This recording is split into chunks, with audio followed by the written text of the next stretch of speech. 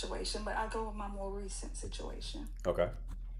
Well, I guess I'll give you a short my backstory. I was Start married. start with the question first, and then give me the details. Okay, All right.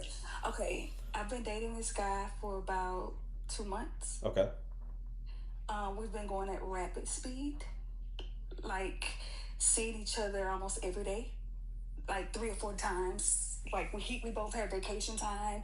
My kids are on break, and we've been essentially like spending all of our time together. Yeah. Um, Recently, his ex had a whole situation, and he let her come stay with him. Mm. And I kind of told him I didn't want to do it anymore. And I ain't gonna lie, I didn't want to, but I can't just sit back because my imagination, and after being in a marriage for so long and infidelity issues, not saying I don't trust him, we're still getting to know each other. And I don't even like the fact he put me in that situation. And honestly, I feel like he chose her over me. Mm.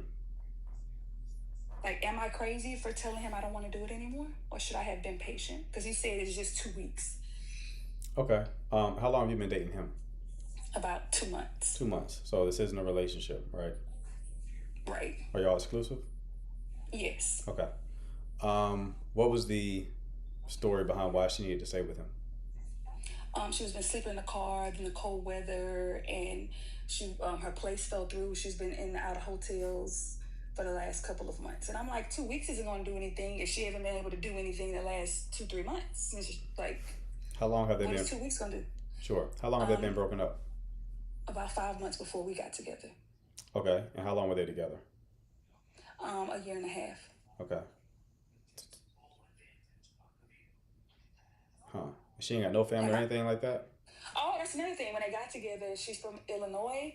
And I'm like, okay, well, let me help you buy her a plane ticket or flight or train to go back where she came from. Mm-hmm. She's not trying to go back. And I'm like, because she know you're going to pick up the phone. And it kind of bothered me because I'm like, we're exclusive. And you said we're not talking to other people or anybody we was intimate with. And an ex is included in that package. Yeah. Yeah. And he's been open and honest when she has called.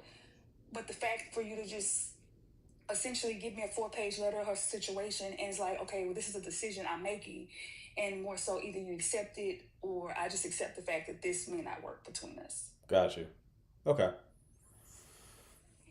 This is a gray area situation. Okay. Right. It's And I'm definitely, like, you're not wrong this, though. You're not wrong. right, You're not wrong, but at the same time, it's very complicated, right? right, You're fully within your right to be like, I don't feel comfortable with this. I'm removing myself, right? right, Nobody would say you were wrong for that. right, At the same time, what makes it tricky is y'all aren't in a relationship, right? right. And if you have an ex like this, yes, you're not together, but if they're homeless like that,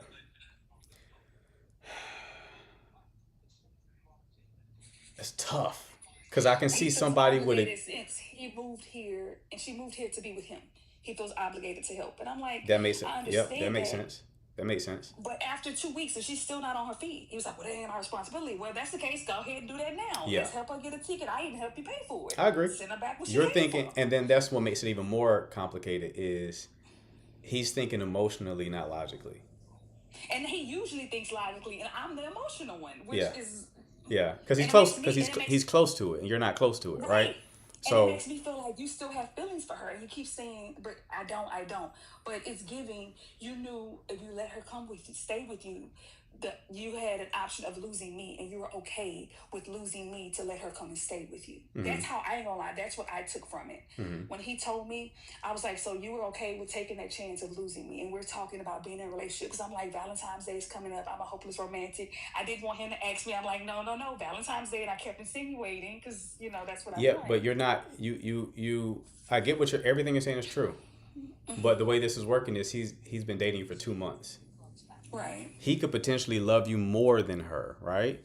But Right. not in 2 months. Right. You're competing with like a year and a half or more of a connection, Exactly.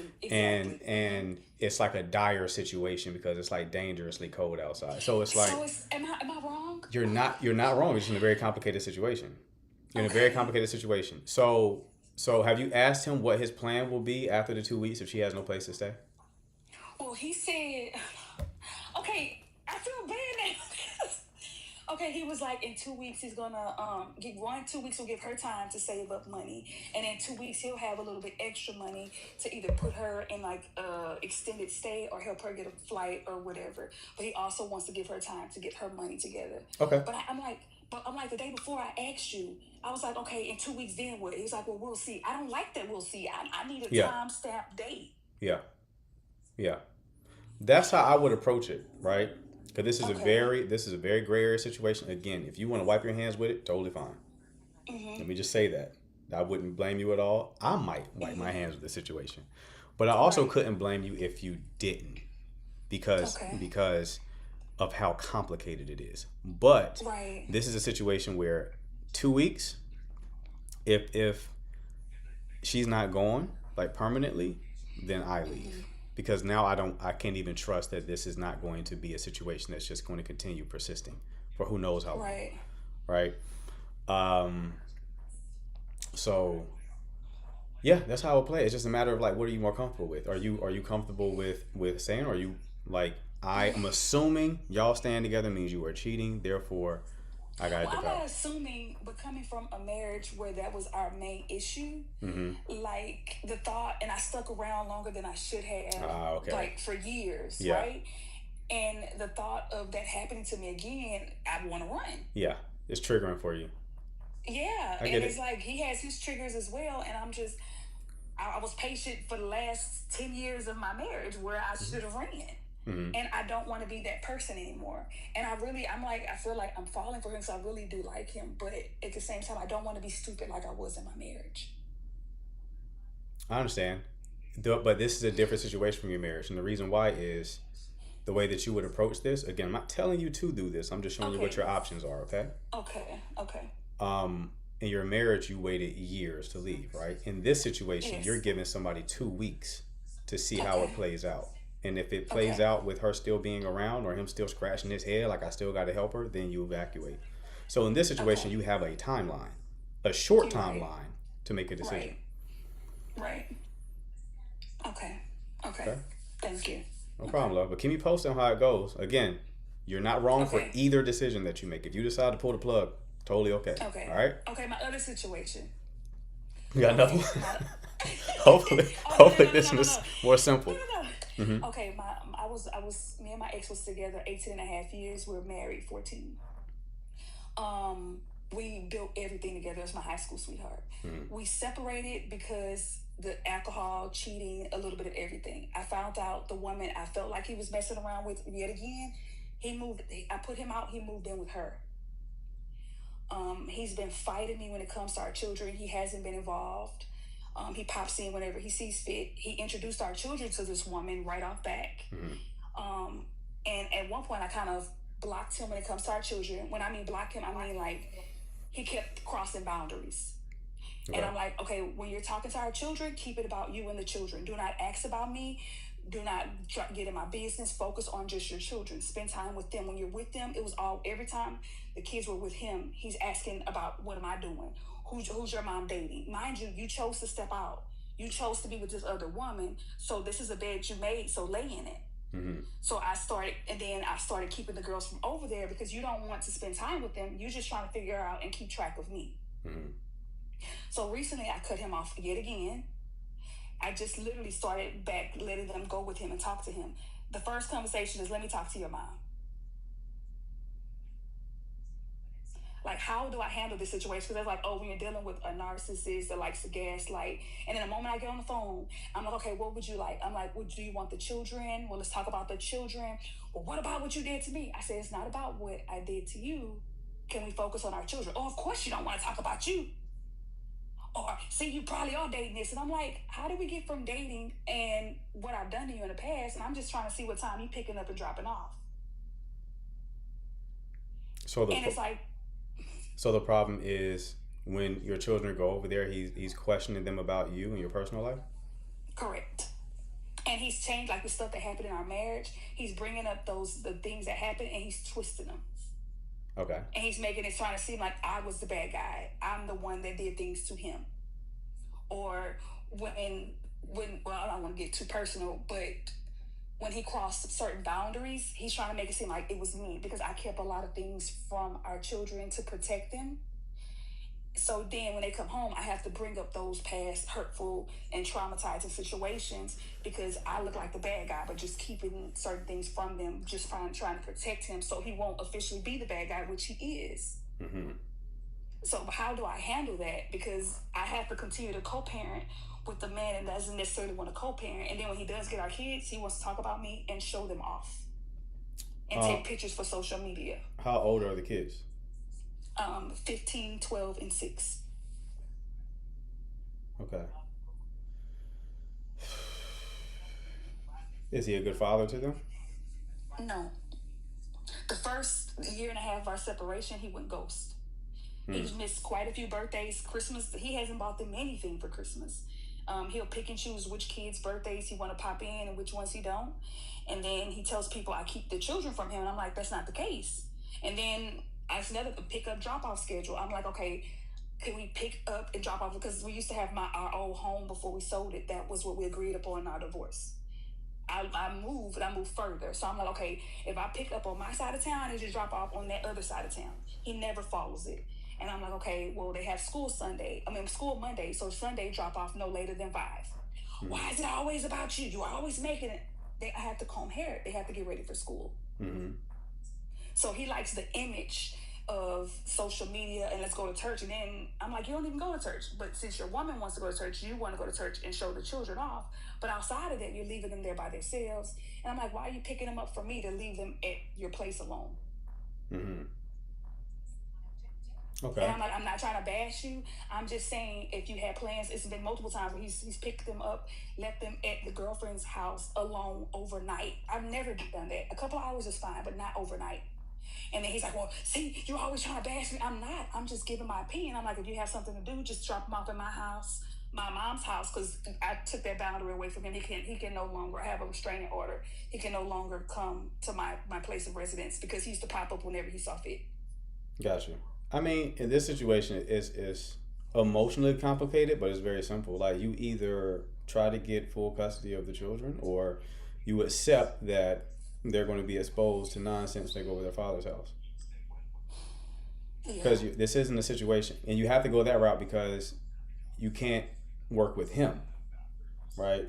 He's not willing to bend, right? Like, from the way that you're describing it is, no matter how calmly or nicely you communicate what the needs are, it's not going to be received. So that's not a person you can work with. Therefore, the only two options you have is either make peace with the fact that that's going to happen, and then you kind of like undo the damage when they get back with you, right? Or you go the legal route. I've been doing the legal route, and he's been dragging me. Hasn't paid. He makes 6 figures. Haven't gave me $1 in child support in the last 3 years. Mm-hmm. He picked the kids up last week with 24-inch rims on his truck. Mm-hmm. We've been fighting in court for the last couple of years. Mm-hmm. But he tells people, I do this for my kids, I do that. And I'm like, okay, that's crazy. Ask him to show proof. But, okay. It just, okay. Yeah, I mean, I hear you. It's frustrating, but it's like those are the only options you have. Yeah, essentially just deal with it. Mm-hmm. Yeah. Okay, thank you. This is why in these lives we talk so much about vetting and stuff like that, because it's like the most important decision is like the people that you choose to be with. You know, people make mistakes, obviously. No need to shame people for that, but it's like you try to avoid these type of situations, because then you get into like a very hard situation where it's like you got to figure out how to navigate these difficult, complex situations. But it's kind of hard to vet somebody when you're 15 and 16. Right.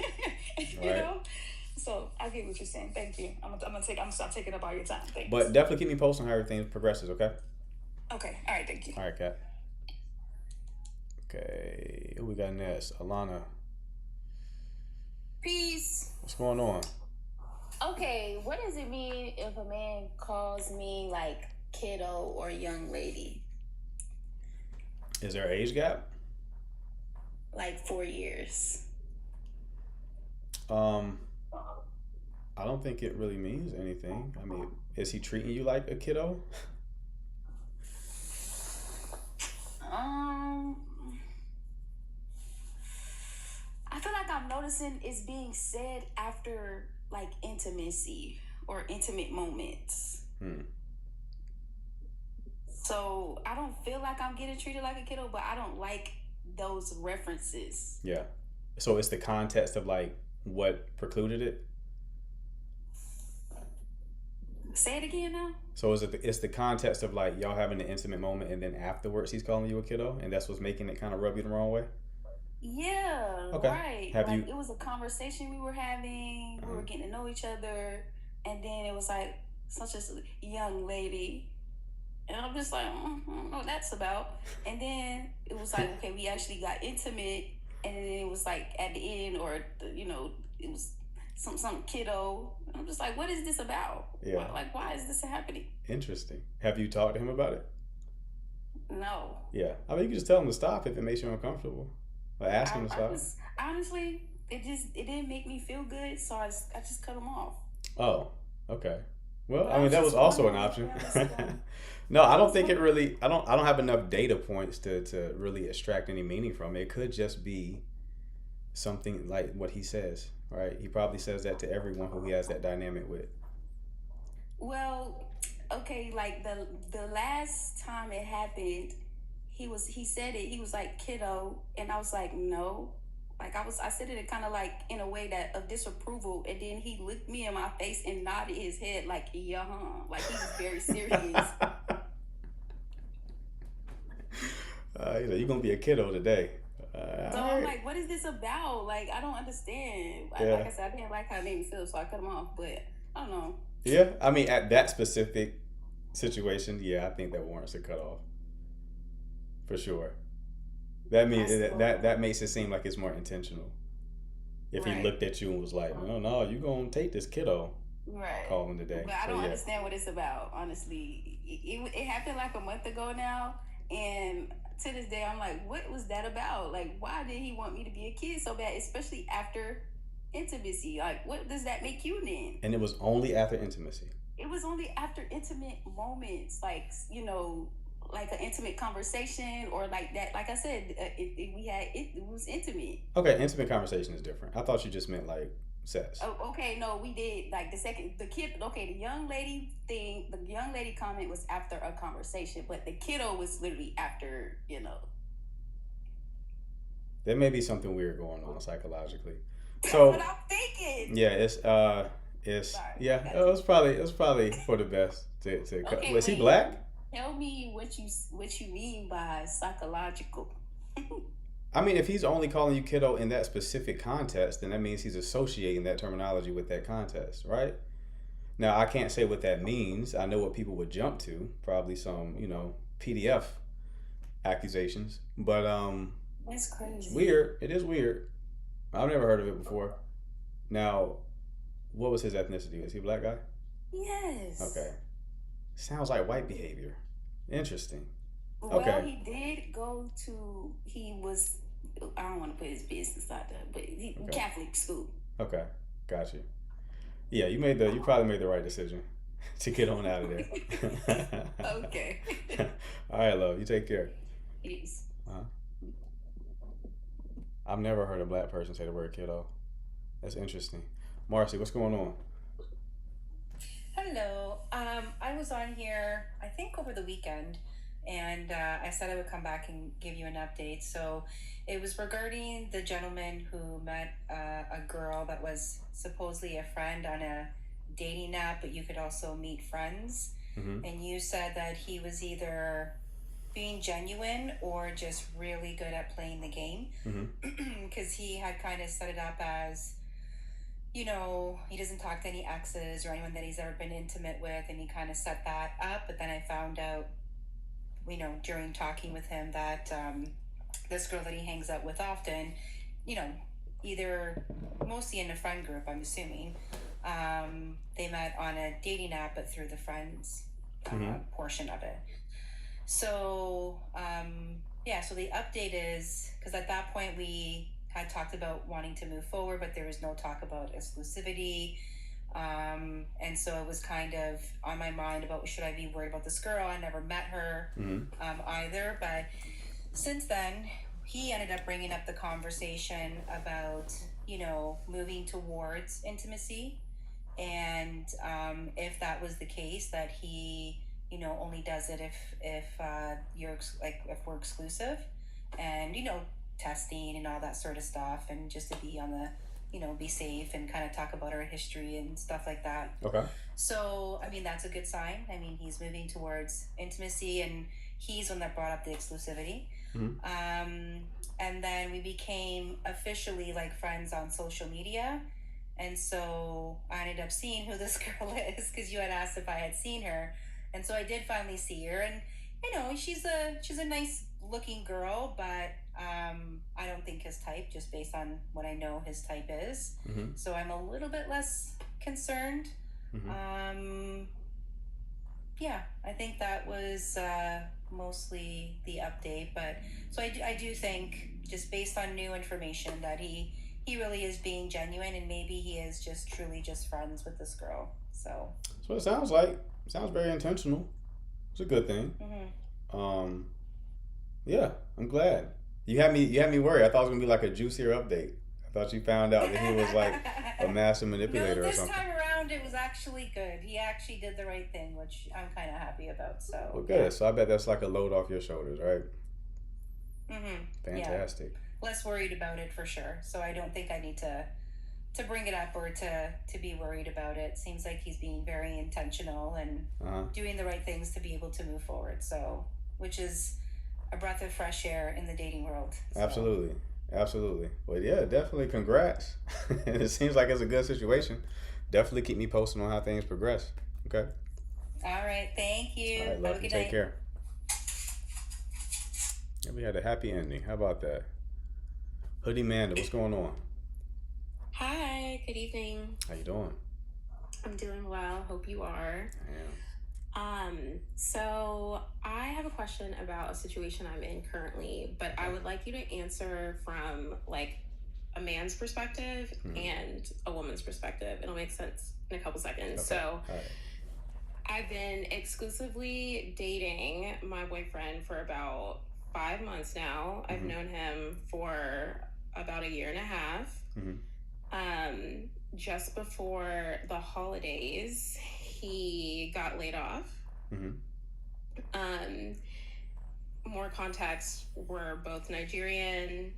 December in Nigeria was coming up, so he went to spend his December in Nigeria, and his plans were kind of just to like go on vacation and then kind of like figure out the next step, which would be finding a job, obviously, and perhaps like going to business school. We do love each other. I do see a future with him. My concern is that when a man is in such a destabilizing financial and just like life position, how committed and like how much of a priority can you make a relationship when I feel like financial stability and just like the impact of getting laid off. So like whether that makes, like whether that leads to a career shift or whatever it may be, like would you recommend like a man in that situation to prioritize getting on the right foot over prioritizing a relationship, or do you think both can happen at the same time? How old are you two? Great question. I'm 30 and he's 27. Okay. And you said after he got laid off, he went to Nigeria? Yes. Okay. So the trip was already planned. And paid for? Paid for. Okay. So he grew up in Nigeria. He has a home in Lagos. So it wasn't like, it was like a family, like spending Christmas with your family in Nigeria. Gotcha. Okay. That makes me feel better. All right. And what is his plan again? Well, I mean, what kind of work does he do? He's in finance. Unfortunately, that's about all I know. I'm in tech, and I don't really know much about like I know he's like an economist by trade, like he studied economy. Okay. So he's done like some analyst work. He's actually Eva, so keep that in mind. Anyways, and so the plan for him is to get a new job, but also to apply for business school. Okay. Full-time business school is the other piece. Mm-hmm. And I live in Chicago. We live in Chicago. Booth, Chicago's, business school is third on his list. The other two options would be Wharton and Columbia, which would present a long distance situation. So I know that's another factor, but a lot of just weird things happening. I don't know how he can prioritize. Sounding like his mother, that's crazy. Okay. So he has a plan. Yes. A realistic plan. Smart guy, based on what he's already doing for a living, right? Yeah. Yes. So him being a bad bet is not part of the consideration. This is a person that absolutely is going to make it work for him, right? So we can rule that out. Okay. Capacity. He doesn't have any children. How frequently do you see him right now? Like every day.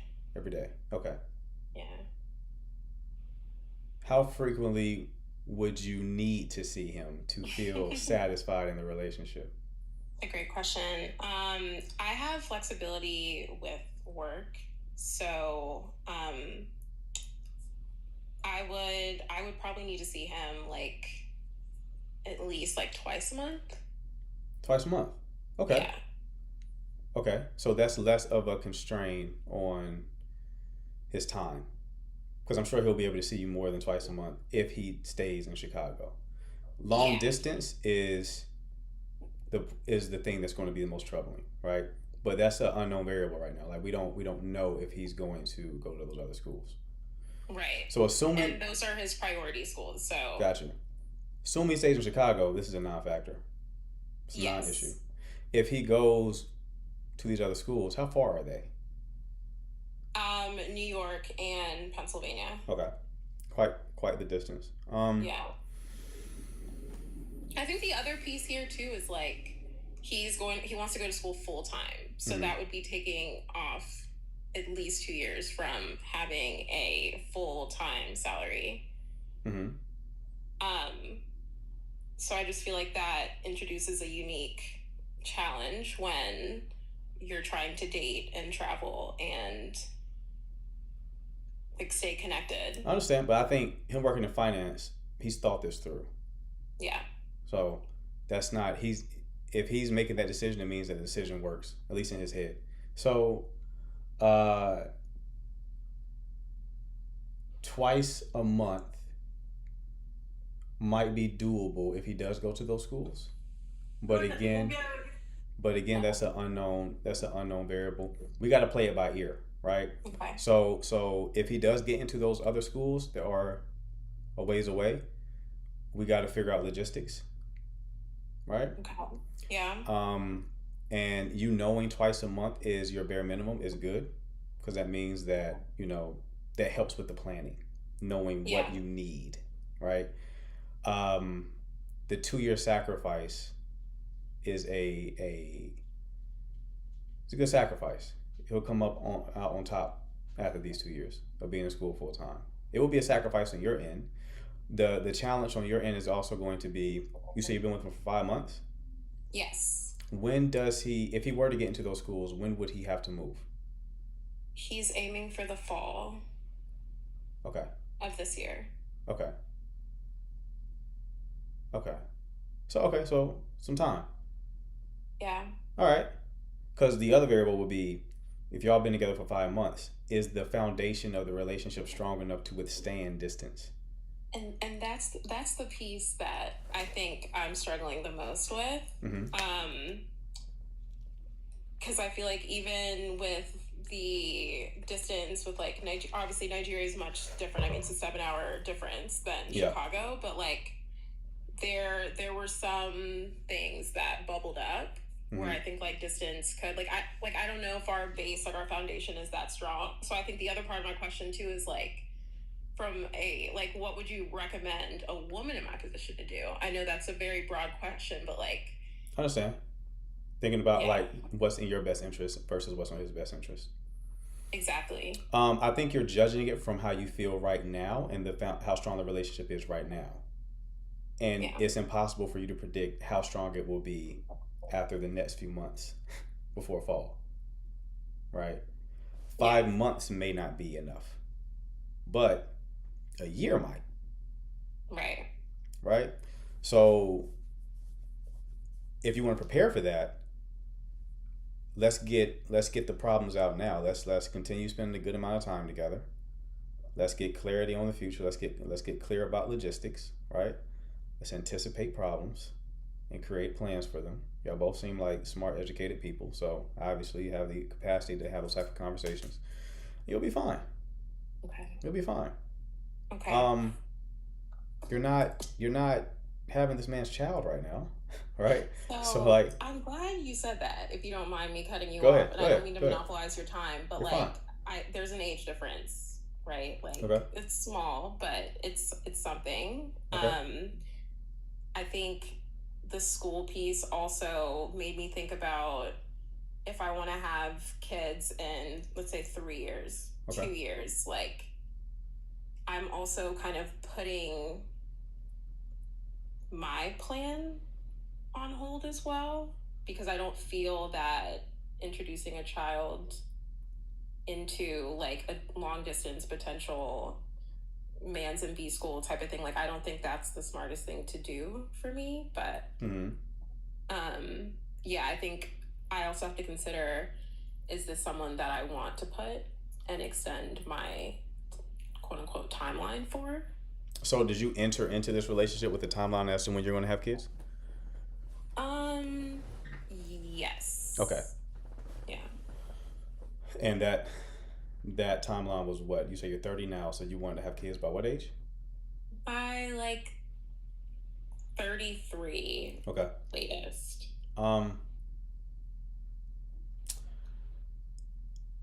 Okay. I think you're like a type A personality type of person. I'm actually not. I'm You're not? just a consultant by trade, so I Okay. think I come off as Gotcha. Okay. I think you're 30, so you can still have kids. It's not like you're in a rush right now, like you have to have kids right this second, right? On top of that, I think you're trying to micromanage life a little too much, okay. right? Like you I have to, receive that. you got to kind of like it's discernment is required when you lean into that ability, because that's probably served you very well in the past. Probably like some degree of control that makes you feel safe, right? I think it's just fear too. Like, I don't want to make the wrong decision. I hear you. Did you're micromanaging it, love? Like the most important thing is this the man you want to have kids with? That's how you should think about it. That's You're a thinking good about, point. I want to have kids in the timeline. No, is this the person that you want to have kids with? The answer to that question is yes, then, and he agrees, he wants kids with you, he's down. 2 years of flyby. That's true. And I think we both feel that way. So I think you answered my question. There you go. And like I told you yesterday, if it doesn't work out, let me know. We'll talk about it. Okay? If the relationship Okay. fails for whatever reason, I'm just one DM away, all right? But best of luck in your situation. Thank you. I'll keep you posted by fall. All right, love. You take care. Thank you. Uh-huh. All right, who we got next? Hi. Hey, how you doing? Sorry, I'm really kind of shy a little bit. So, I have a question. So, I've been married, I've been with my husband for about 12 years. I'm a stay-at-home mom. I love him down. He's kind, he's generous, he's attractive, like he's all the things. But emotionally, he's detached. I think the biggest thing is like, which makes it hard, is that he never brings up problems. Like, he never has a problem with me. He never complains. He's very like cool. But then when I have a problem, even though we may argue maybe twice a year, when we do, he's like, it's always something. Nothing I do is good enough. And I'm just like, that's literally not the case. I just have this problem. So he either gets very defensive or he shuts down completely. And recently I had a conversation with him. I'm like, I just feel like emotionally we aren't compatible. Like, I don't know, it's like an itch that's not being scratched for me. And he said something during the argument. He was like, I said, you want me to suppress my feelings like you do? And he was like, yeah. And I'm like, no, like, that's not gonna work. And he's just like, if it's not that big of a deal, just let it go. And I'm like, little things snowball. So I'm like, we should just, try something different. He's like, no, I'm gonna fix it. And he didn't get it. Okay, I'm rambling. But the biggest thing is like, in order for him to do something, he has to understand it. But then he refuses to understand things. He's so stubborn. So I'm like, imagine me not having sex with you. And then I'm saying, but I hold your hand, but I cuddle with you. That's not what you want. And then he said, okay, I get it. But then nothing changed. And I'm like, you didn't do anything. Like, you're not doing anything. And it's not even just like emotionally connected. It's like, he doesn't send flowers. Like, he's like, I know he had a rough childhood or whatever the case may be, but his like the emotional intimacy is like stunted. And I don't know what to do. Or if I'm like making a big deal out of nothing. Like, am I? And okay, so I did see somebody say like I'm talking at him. I have tried focus on me. Do not focus on the chat. You're gonna make a big mistake by focusing on the chat. Okay, the way to approach this, you said that the core issue is that he is emotionally stunted. He suppresses his emotions, so you can't feel him. You can't locate him. Yeah. Right. How long have y'all been together? 12 years. 12 years. When did this become a problem? Has it always been a problem? It's always been a problem. Okay. It's always been a thing. Yeah. How did you survive these 12 years? So in the beginning, it was very like on and off. Like, I broke up with him in between for 2 years. And then during that time, he did a lot of work. He made a lot of promises. It was a lot that happened. And I felt like, and I even told him before, I felt like he swindled me. Like, he gave me everything I needed in those 2 years. And then we got back together, and then that's when we got married, and then we had another baby. And I just felt like it was different, and it was. It legitimately was. And another thing is like I had another problem with him like financially, and he super stepped up in that department. Like I said, he's generous. He's a provider. He's kind. He is so many good things. It's just that when there's a problem, he just kind of goes cold. Okay. You said in those 2 years he gave you everything you need. Specifically, yeah. What did he give you specifically? He was very like, I felt like he was involved, and he was like taking a lot of accountability. Like, and we have conversations like, okay, in these moments, what would you like me to do? So we kind of made a plan. Like, I need you to validate my emotions, like hear me, participate in the conversation, and we would do it. Like we would kind of like, if we had a problem, because we had kids, we would talk about it, and he would participate. He would have a problem, he would bring it up. All of those things. That he did it for 2 years straight, and we weren't living together. So I just thought it was going to be better. Okay, that makes sense. Yeah. So typically, when you deal with situations like this, you want to, I had a job before, and the CEO of the job, after they promoted me, told me like, this is how we decide who we fire and who we keep on board, right? He says, if there's an employee who's having a problem, we try to determine if it is a skill issue or a will issue, right? Skill issue or will issue. He says, if it is a skill issue, it's just ignorance. We can train that. We can train them on how to do the job better, right?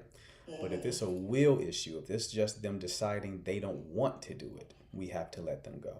Yeah. In your situation, it is a will issue because he did it for those 2 years. So he knows what to do. Therefore, he's deciding not to. And he will only do it under the threat of losing you. Yeah, and that happens often. Like like the other day, and I said, maybe we should try something different. Like, I don't know what we should do. Then he was like, sent me a long text message. Here's what I can do. Here's how I can move. And I'm just like, don't jump. I told him, you don't hear me unless I'm yelling. And I don't like that because I need you to hear me when I'm just talking to you. Don't wait till I get fed up and then make a move. Just do it just off the strength. And I don't know, I don't want to nag him. And like I said, I really do appreciate him. It's so much good. And then I beat myself up like nothing's perfect. Like, girl, you know, like let this one thing go. I don't want to nitpick because I do appreciate him. Mm-hmm. I hear that. I think you're balanced, even you saying that, right? There's sometimes women will come up here and they'll paint the person who they're with as the villain. That's how you know they're kind of doing mental gymnastics, right? But you're basically saying like, no, I appreciate these qualities, but this thing that's missing is like, I need that though. Yeah. You probably would almost sacrifice some of the things he's already doing in order to get this, right? Because this is the most important thing. I wish this is something that you could change. I wish it was, crazy but you can't. Because I like it sometimes because he leaves me alone. Like when we go out, he doesn't bother me. He doesn't nag me. I can do anything I want. I'm going on a girls trip next week and he does not care. What do you need? Go. He took off of work. He's keeping the kids. Like he doesn't bother me. Like he's cool. He's chill. He doesn't yell. He doesn't fuss. He doesn't raise his voice. Like he's chill. And that's a part of the avoidant thing. Yeah. I know it is, but then it affects me negatively in this way. Yeah. So it's like, you know, the important thing with all of these relational matters is you have to be aware of trade-offs. Nobody has everything. Yeah. So ideally, the best case scenario, you get someone who covers all of your need to haves. But no one will ever cover all of your need to haves and nice to haves, right? So you got to make a decision. Either you make peace with the fact that he's never going to show up in this particular way, but he adds value in other ways, or you decide to go another direction. Yeah. But just know that that person is likely will meet this need, but probably lack in the other dimensions. Yeah. And you know, another thing I was thinking, because I pulled back for a while. Like I didn't bring up problems to him. Like I was cool. And then I kind of poured into myself. Like I'm very like self-centered. Like I literally am a very like, I take care of myself. Before the kids, before him, I come first, you know? And that really made me super happy. And then I'm like, I guess it might be fear-based too. Because like if I leave, then I'll go back to work. And then I'll have to be a single mom. Then I'll be running around. Then I'll be this. And then I'll be that, you know? Yeah, I am. Yeah, I get what you're saying. I have to make a choice. And maybe he's not going to be everything. And I have to decide if the piece that I'm missing is enough to leave. Or is it something that I can take forever? Because that's my husband. Yeah, and see if there's other ways to fulfill those needs, right? Give you an example. Like in my past relationship, like I'm someone who always appreciated intellectual stimulation. My ex is a very smart woman, but she didn't.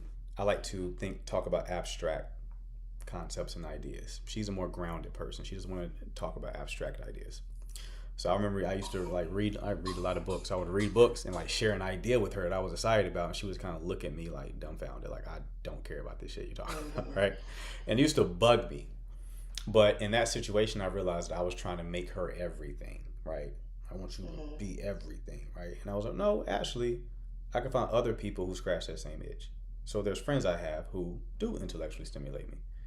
So when I have that need to have that type of engagement, I call one of them and not put that pressure on her. I know your situation is different because this is like an emotional thing, but you can think about that as well. There's other ways for you to get this need met where it doesn't have to put stress on the relationship. But I mean, this particular need is hard because the way that you described it is bring up problems, right? And I mean, you might be the person who brings up the problems. He may not be the person to bring up the problems, right? Yeah, and he'll fix it. He will. I think like even hearing you talking, I'm just like, okay. Like I see what I can do differently in the situation, and maybe I am just putting a little bit too much pressure on him to be everything to me, and I might need to be some shit for myself. So there we go. Yeah, I can fix it. I can work on it. I appreciate having just another perspective because I don't talk about my marriage with anybody because I don't want people talking shit about my marriage. Like, so you know, I keep a lot in. So yeah, I can work it out. I see what you're saying, and I appreciate you. Absolutely, love. Keep me posted on how it goes, all right? All right, sounds good. All right, who we got next? Sammy Boutique. Hello, how are you? Great, how are you doing, man? Good. I have a question. It's been a year since I broke up with somebody, and after we just broke up, everything's been just like financially, everything's been good. I got a different place. I got my dream car, but I just can't stop thinking about this person. I don't know what to do. It's like when all these good things are happening, I'm just wishing she was there. Mm-hmm. Been there. So, Been yeah, there, brother. because Okay. she would be so excited for me when things are good, and then now it's like the thought of me like having somebody. I'm trying to think if that person would be Yeah. as excited as she was when things get better with me. So I don't know. No, I'm with you, bro. I remember having this same thought recently because I remember I was talking to a client. He made me think about it, but I remember how in my past relationship when I had like accomplishments because I was with my ex for so long, the way she would celebrate the wins made a big difference, right? And women who I've dated one woman like recently, not recently, like within the last year or so, and I had like a celebratory moment, and she responded with like period. And I was like, period, huh? All you got for me, huh? Period. I was like, okay, this is a big difference, right? So I understand the gap that you're talking about, right? It's like, do I even want to you know, I'm missing something big here, right? Like, is anyone else going to show up in the same way that Yeah, she she showed up, showed up right? to my every job. Like I get it. she would surprise me at lunch. It's like this has never happened to me, and that's like the first time I ever fell in love. Hmm. So I'm the kind of guy when I see somebody, I know that this is the right person. No, within like weeks, whatever. Yeah. And when I've met her energy, I just knew this is somebody that was designed for me. Uh-huh. And we dated for 2 years. I don't know if people are saying I should marry her. We broke up. It's been a year. I'm struggling. That's the whole point. Uh-huh. So I just don't know how to move on from that. And Why did y'all break up? hmm? Why did y'all break up? You asking why? Yeah. Uh, so she doesn't want to have kids, and I want to have kids. Okay, that's a big one. Yeah, she That's a big actually one. wanted us to go like IVF kind of things. I was fine with it, but it just I don't know. That was the main thing actually. Yeah, that's understandable. That's irreconcilable. So I understand that one. I get it. How long ago did y'all break up? It's been exactly a year now. Exactly a year. And how long were y'all together again? 2 years.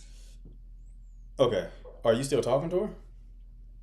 I blocked her because I think she's dating somebody else. So Gotcha. okay, I would, because of that I feel so betrayed. I don't know, and I get it. yeah, I get it. But you were talking to her until you blocked her? not really. We spoke like a couple of times, and I mean I know I have like very strong feeling for her, and so I just know because of the kid, because she's very stubborn. She's very beautiful, very smart, very stubborn. Yeah. I know that there's no turnaround when she want or doesn't want something, Gotcha. and I have like very very strong feelings for So her. so you blocked her on like social media and everything. I did because I Okay. found out she's dating. So I'm like, How yeah. how long ago did you find out she was dating? Oh, it's only been like a month. Okay, that's the problem. You were still keeping tabs on her. No, So somebody actually told me. okay, but you were still looking at her stuff though, right? She was actually. I wasn't. She was, but then somebody sent me a picture of her with somebody. Gotcha. I felt so betrayed, and Yeah. that's the reason even if the universe brought us back, I would never take her back because I feel so hurt. So I don't know. Gotcha. Okay. I just don't know what to do. Gotcha. So blocking her was the right move because you don't need you don't need any kind of memories being stimulated. You don't need to see her in her new relationship and all that kind of stuff. The knowledge of her being in a relationship is the reason why all this is bubbling up, right? So how did you grieve the relationship? Did you try to like distract yourself? I tried everything. Actually, like the more I try, the more I think of her. Like last year, I went to a road trip to the beach, and then I started like I was so emotional, like I couldn't. Cause the first time I seen an ocean, I was with her. So when I saw the beach, I was like the tear would not stop coming out of my eyes. Like Yeah. so, sometimes I try to distract myself. It's even get worse. Gotcha. Did you let yourself cry when those tears came, or did you try to fight it? Of course, I just sat on the beach and it was like cry, and I had to. I told myself I'm gonna do like a no contact for a period of time, but I couldn't. I just wrote something by the beach and I waited for the wave to come by and then I actually recorded it and I sent it to her. Gotcha. But that was supposed to be my no contact time, but I just couldn't. Yeah. So Gotcha. Okay. So you are actively grieving it, right? So when you have the inclination to cry, you allow yourself to cry, right? You're not fighting those emotions. Have you dated anybody since? I mean, I met other people. I met people. I tried. I have tried. It hasn't really worked out yet because it's like when I'm with those people, we go and like to see watch a movie, and when I get back, I'm thinking of somebody else. So it's Okay. it's like okay, let me tell you, it's like I have never ever felt this way with anybody else, like ever. I have never. So you tried to date other women, but like even in the process of dating other women, you're still thinking of her? Yeah. So basically, when I try to talk to other people, and then I don't like something. It makes me appreciate what I have, and then it makes me sad. Gotcha. Okay. I hear you. Yeah, you love hard, man. There's no problem with that. How old are you? I'm actually 38. 38. Okay. You up there. All right. So this was a significant one. How many relationships have you been in? I would say this has been the most I've been loved. So I've been to like two. Two relationships?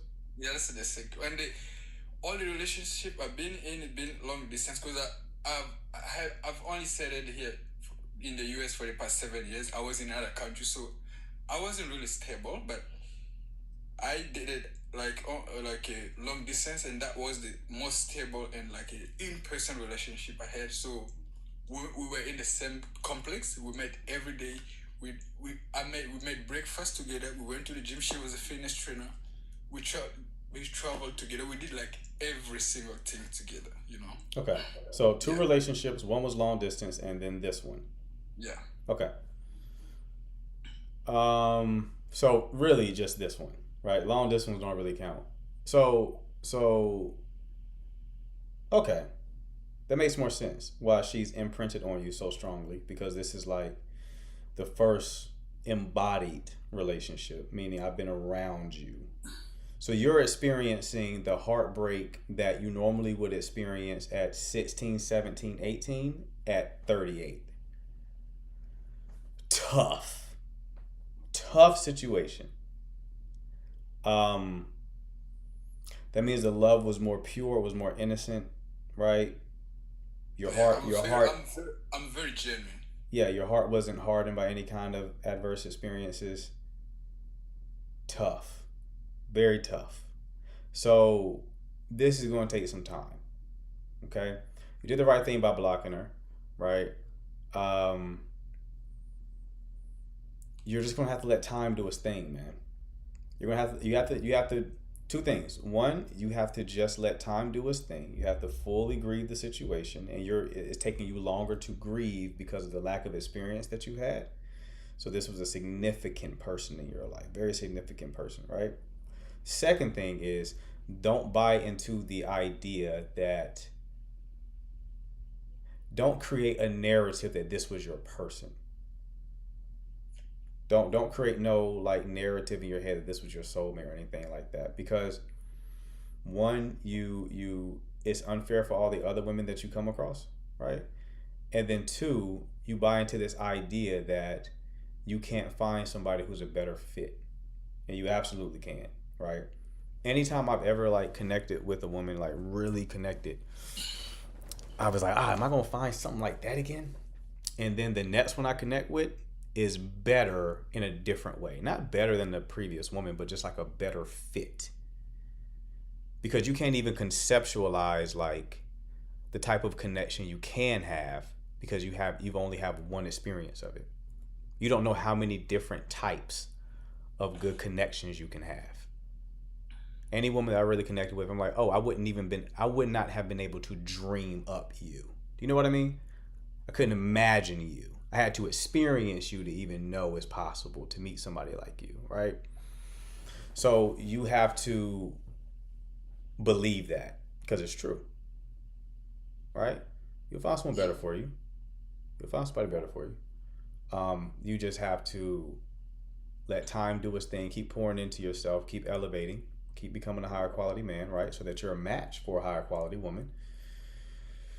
And eventually, over a long enough time horizon, you'll get what you deserve, bro. Okay? Yeah, hopefully that happens. Hopefully I meet somebody the way I met her. I mean, it might be different because we just met. We met 3 times, you know? Yeah. And then we went to a couple. The date was crazy. Like, the way I planned this, I planned the date. So, I just wish that I don't know whichever way, but I'm very genuine. I'm a very romantic, and I have passion for love, you know. Mm-hmm. So when I saw that, I was like, yeah, this is like, you know. So I hope that somebody else can, you know. But thank you, actually. Absolutely, bro. Keep me posted on how it goes, all right? Thank you. All right, brother. Take care. That's rough. I can't imagine. My first heartbreak, I was in the bed rolling around. Just moaning. So sad. What's going on? Who we got?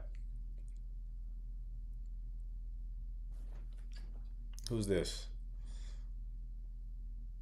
Hello? Hello. Hey, how you doing? Hey, I'm fine. I was so sad the last time when I talked to you. You say go home and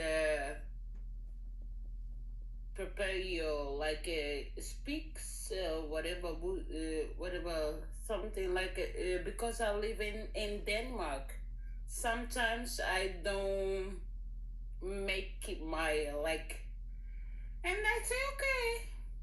I come back. So right now I wanna speak with you. About what? About what? About you give us so much, and you black guy, and you so beautiful. What are you doing here? Gotta go. What are we doing, people? All right. There's always one. Was that the one that I took down because I just couldn't understand her? I think that was her. Where I was like, I don't know what goofy language you're speaking, love, but I can't do it. My Duolingo subscription has been canceled. I can't do this conversation right now. All right, who we got next?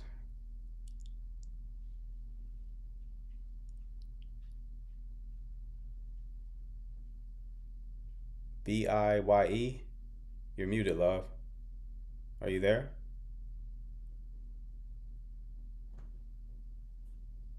Okay. She's not there. Come on, C.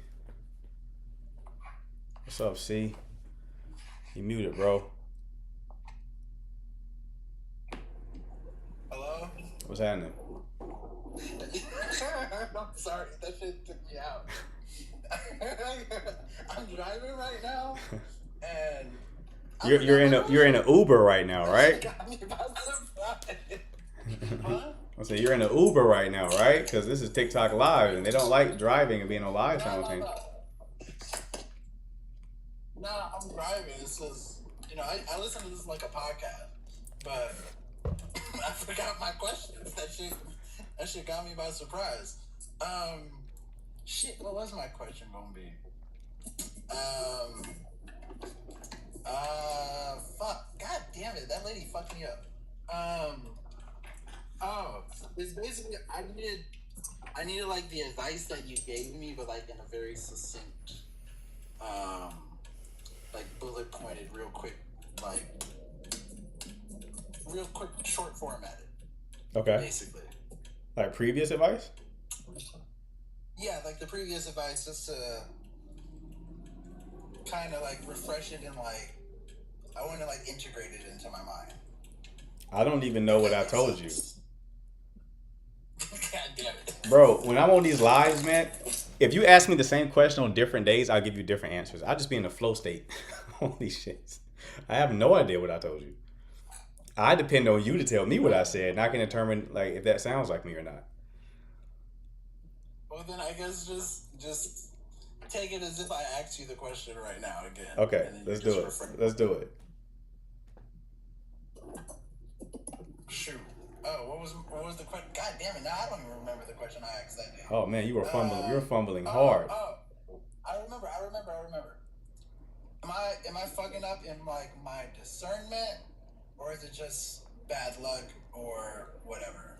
Yeah, it's there's too many variables, man. People think there's an assumption people have when it comes to dating and relationships. Like if I just do the right things, if I just put the pieces together in the right order, then I should be able to just magically be in a relationship. No. If it worked that way, I would be in one. Why am I single, right? Because you can't control the timing of things. You can't control the harvest. It doesn't work that way, right? You can't control, the culture. You can't control how many people are emotionally unavailable right now, right? All you can do is put yourself in position and let time do its thing. So you're looking at a situation where it didn't go the way you wanted it, and you're operating from the premise of like you can control everything. So you're like, well, if this didn't go my way, then obviously I did something wrong. It's like, no. You can do everything right and still get a bad outcome. And you can do everything wrong and still get a good outcome. That's just how life is. Yeah, that's true. I forget that sometimes. Mm-hmm. Yeah, that's how it works, bro. So it's like, the best case is to see what you can learn from the situation. What makes you stronger having gone through this? Right? So I guess that would be like my next question is like, what is the takeaway from this? That just to let go to the whims of the universe and just accept things for what they are? Yeah, surrender. While also focusing on what you can control. Right? So know that not everything is a controllable variable. Not everything is up to you. Doesn't work that way. And also believe things that are useful. Right? I used to spend a lot of time trying to find what truth was. Like, what's true, right? I need to know what's true in this situation. I don't think that way anymore. I still seek truth, but now I believe that which is useful. If it makes my life easier, I'll believe it. If it improves outcomes, I believe it. If it improves my emotional state, I'll believe it. If it makes me happier, I'll believe it, right? So what's a belief that you can have in this situation? A belief can be, if this person was really supposed to be who you were supposed to be with, right? This was the person who was for you, it would have worked. By it not working, it means that this was not the person. Now, can I prove that? No. But believing that has utility, keeps you optimistic, and optimists win, right? Being an optimist even increases the likelihood you'll find somebody else because you'll be upbeat, right? More positive orientation, more positive energy. People like people with positive energy. You see how it all connects?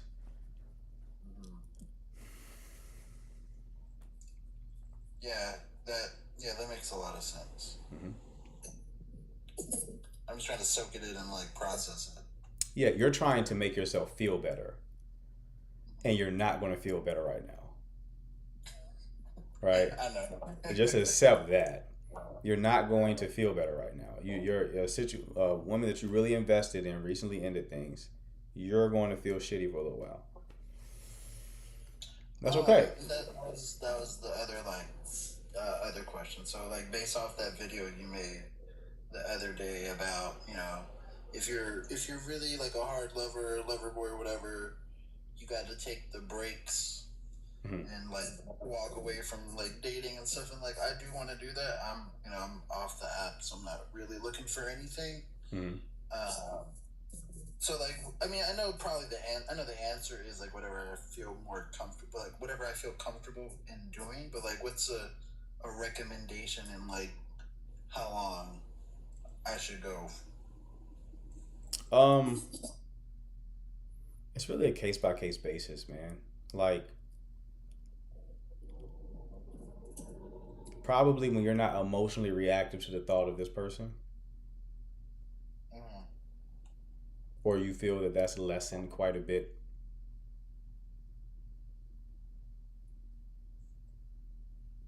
That's how I knew I was healed from my previous relationship. I thought about my ex less. I was like, oh, I haven't thought about her in a minute. I was like, oh, okay, I guess it's complete, right? So, no, but earlier on, it's like if I hear a song that I associate with like what she would play in the shower, it's like, oh, that's a moment. I'm having a moment now, right? But now I can listen to those songs and jam out, right? It's like it's not that the emotional sting isn't there anymore.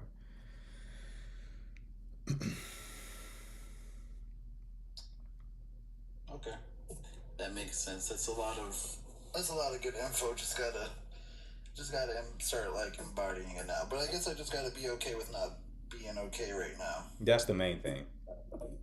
You gotta be okay with like, you know, be like embrace the suck. You know, embrace the suck. It's gonna suck for a little while, not for as long as you think, because y'all didn't date that long. Right. But you'll be better before you know it. But yeah, just embrace the suck, man. Yeah. And then just that. Say it again. That was the one. Yeah, I get it. I just thought that was the one. Like, I know. I've never felt more like sure about someone, but I guess not. You know. I know it be like that sometimes, bro. Especially when they're really good at like attuning to you, right? And talking a good game. But you know, you'll be all right. Just give it some time, man. Yeah. Shoot at some of these beauties in their life. All right. when you get healed up, shoot them DMs out. You'll be all right. Okay. When I get healed up. There you go. I am not emotionally available right now. Yeah. FYI. Yeah. As long as you know it. Yeah. But all right, I appreciate it as always. No problem, brother. Keep me posted, all right? Will do. Take care, big dog. All right, who we got? Danielle? Hello, how are you? Great, how are you? I'm okay. I was just listening to your previous that just happened with the guy you were just talking to, and a lot of the stuff that you were saying to him kind of like resemble a little bit what I was going through. So I'm in a situation where I'm in a relationship, been with my boyfriend for about 3 years. We just had a baby about 5 months ago, and just been kind of just finding out that, not just finding out, but okay, so let's say he's been cheating. He's been cheating. It's not the first time he cheated. Maybe 2 weeks after I had my baby, and then maybe I just recently found out about a week ago. Some girl hit me in the DM because she saw our pictures on Instagram. But he's been texting people on TikTok and stuff like that. So I'm just kind of like in a really hard situation because we're living together right now. Of course, I'm a stay-at-home mom. He's paying all the bills, but now that he's got caught, he's mad and he's kind of trying to turn it on me. Like, okay, well, you're going to start paying half of the bills, knowing I don't have a job. I basically just ended it after the last situation, and I was just like, okay, you know what, we're done. We're just gonna figure out how to end it. It's hard for me because I have another child as well, who is 7 years old, and just doing that transition again is just really hard for me. I know what I should do is no, he's not my husband. Sorry, I'm reading the comments, but I know what I should do is just end it. But it's kind of hard because I don't want to have to start over again and again and again. And I'm kind of just like, okay, you know what? After this one, I just want to be single forever because I don't want to deal with this again.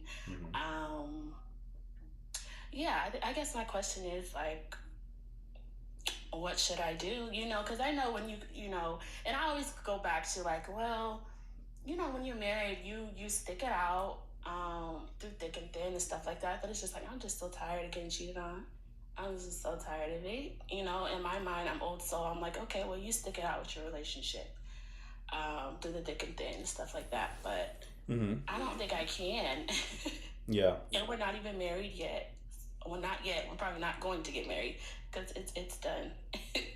But I just, yeah. Probably my question is just like, what do you think? What is your... Yeah, it's rough. I mean, there are people who make it through infidelity, but it doesn't work in this type of situation because normally in those situations, the person takes accountability, right? They're remorseful. They take accountability. They try to unpack why they cheated in the first place, and then the person who got betrayed or cheated on, they make it a point to work on forgiveness and not throwing it in the person's face. And then they go on a journey of healing, right, and get closer than ever. From the little bit you told me about this situation, you didn't allude to the fact that he took accountability over anything. You kind of said that he kind of flipped it back on you, right? Yeah. Yeah, that's not a person who you can make it work with. That's a person who's going to cheat on you again. Yeah, and I realized that. I came to a realization with that. Just this recently. It took me 3 years to figure that out, but I just realized that. I'm just like, yeah, he's going to continue to cheat. Yeah. It's tough. You're in a tough situation. I empathize. You say you're 5-month-old? Yeah. And a 7-year-old. Yeah. Yeah. This is rough. This is also for ladies in the chat, you know, sometimes provider men, this is how the psychology is. If I'm doing all this, I should be able to go do that, right? It's how they rationalize it sometimes. So, you know what you're getting yourself into. Anyway, back to you. So, any family? Yeah, I have my mom and my sister. We are very, very close. So far as that strong village, I'm not really worried about what I'm gonna do next. Because I have a lot of things ahead of me, and I trust God and I believe God, and I have no worries. I have not cried since the last time I found out he cheated, and I think that's me just kind of just realization like, yeah, I'm just done. I saw it coming. I was just kind of just like, okay, if he cheats again, it was always in the back of my mind. Okay, if he cheats again, so you were basically asking what to do, like in the relationship. Yeah, if I should stay or if I should. Got you. Should Yeah. leave. Okay, I got you. Yeah, this wouldn't work, and I would tell you if it would. Right? Yeah. Like, if there was any path towards reconciliation, I would tell you. Not in this situation, though. Because he's done it multiple times, right? I think the more, I'm just using logic here, but the more somebody does it, the less likelihood it's going to, like, you could probably work with somebody who's like, oopsies, right? One-off situation. Right. But with someone who's established a pattern of doing it time after time after time, it's like they're desensitized to their conscience, right? Jiminy Cricket is not on their shoulder anymore. They don't flick that nigga off. So it's like there's just nothing. They don't even feel bad about it no more. You know. Yeah. So, yeah, this one isn't workable. This is one that you have to leave. When you reflect on this situation, is there anything that gave you, like in hindsight, is there anything about him that would suggest that he would do anything like this? Um, he played a good game. He did everything right. He paid the bills. He made sure anything I asked for, he did. Any family events he would be at. He tried to talk to my mom about advice about our relationship. He would tell my mom, "I'm gonna marry her." All these, he did all the things. And most of the time when he does it, I'm not expecting it. It's mostly we're in a good, stage of our relationship, where I'm not expecting it. But then, boom, I get a DM from a girl saying, "Hey, your boyfriend has been texting me." So yeah. Gotcha. And the intimacy between you two was still good, like as far as frequency? So since we've had the baby, the intimacy has been low. And I know that's a thing that he said that was a problem that he wasn't getting. That's to be expected though. You're 5 months. Exactly. And I think that he would have more remorse and stuff like that. But after he, started talking to someone after 2 weeks I had the baby, I knew that was out the window. I knew that he didn't care. He wanted his needs met and that was it.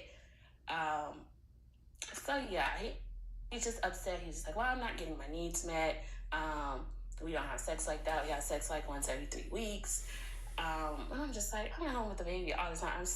I'd be tired by the time he gets home. He works 2 jobs, so I'm with the baby all day and nighttime. I don't really get breaks, so that at nighttime I'm tired. So we don't have intimacy like that. And I think that's one of his issues. He's like, "Well, that's my problem with you. You don't give me what I need." But he doesn't. But he doesn't bring that up. He just kind of does his thing, and then if you catch him, then he uses that as an excuse. Exactly. Yeah. Yeah. Okay. Yeah. This isn't gonna work. Yeah. Yeah, I came to realize that, but I just wanted another set of opinions. It'll be good though, love. This is a rough situation. You're going through a rough season, but seasons end. Yeah, definitely, and I'm good. I just came to realization that I'm gonna be okay. So. For sure. Yeah. Well, definitely keep me posted on how it goes. All right. Definitely will. Thank you. No problem, love. Take care. You too. D. Hi, how are you? Great. How are you? I'm well. Thank you for asking. Good. What can I do for you? So I've been single for like a year now. But in the past I've been very avoidant. Like I was very emotionally closed off, and I lacked communication skills, which led me to not be the best to people I was with. But I got a lot closer to God and kind of studied the Bible more critically, and I realized that I wasn't showing biblical love to a lot of people. Like I was pretty merciless. I kept records of wrongs, and I didn't really like acknowledge Sonder. I wasn't letting people have their own experiences like outside of me.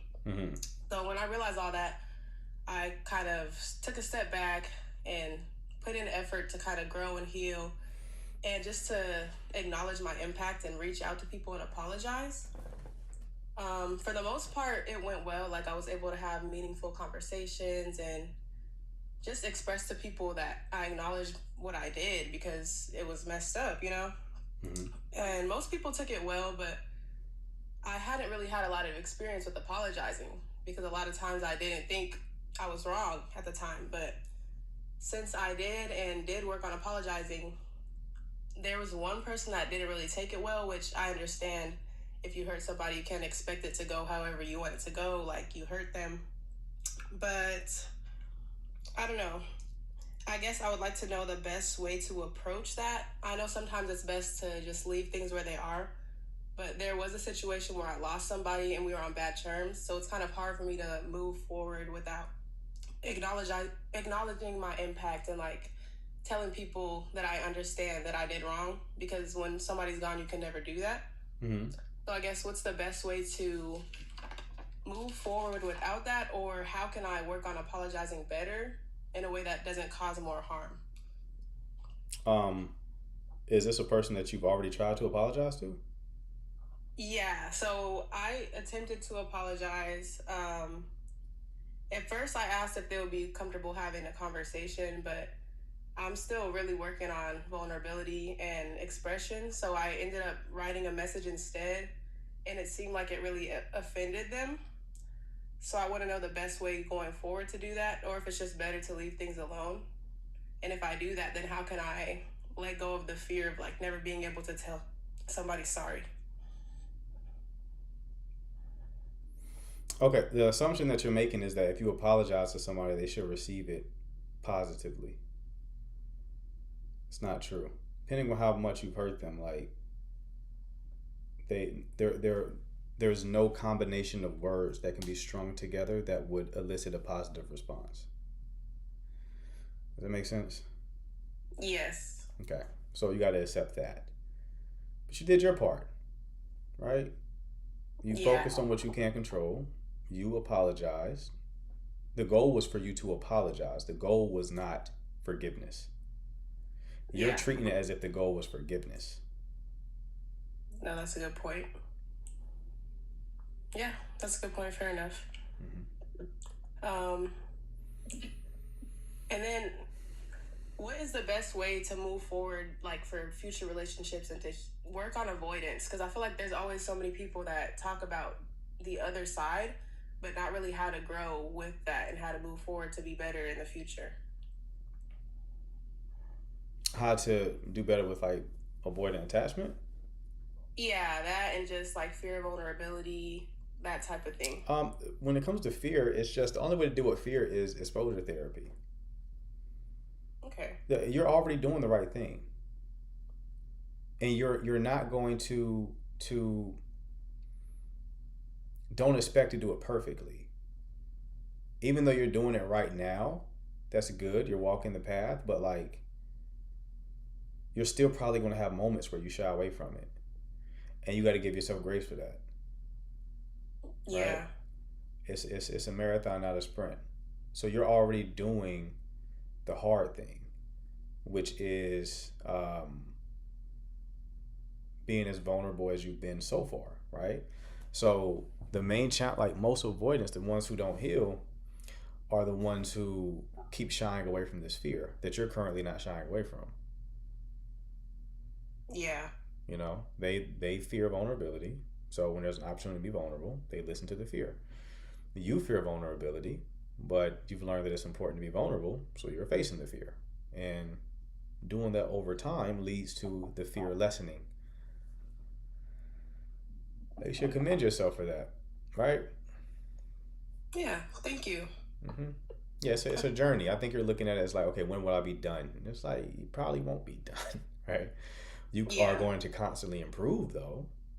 But you know, that's life. So you're doing the work, even if it doesn't feel like it. You are, and if you continue walking this path, you'll be in a good place.